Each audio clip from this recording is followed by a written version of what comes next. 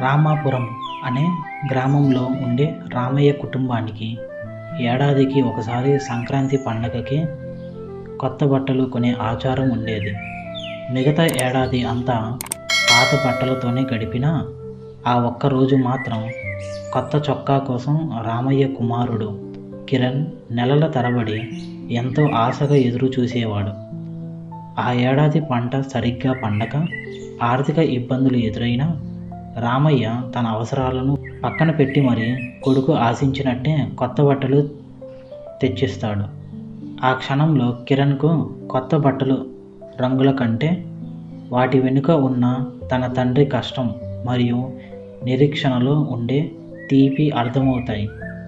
కేవలం ఒక సాంప్రదాయంగా మొదలైన ఆ అలవాటు ఆ కుటుంబంలో ఓర్పును, క్రమశిక్షణను మరియు చిన్న విషయాల్లో దాగున్న గొప్ప ఆనందాన్ని ప్రతిబింబిస్తుంది.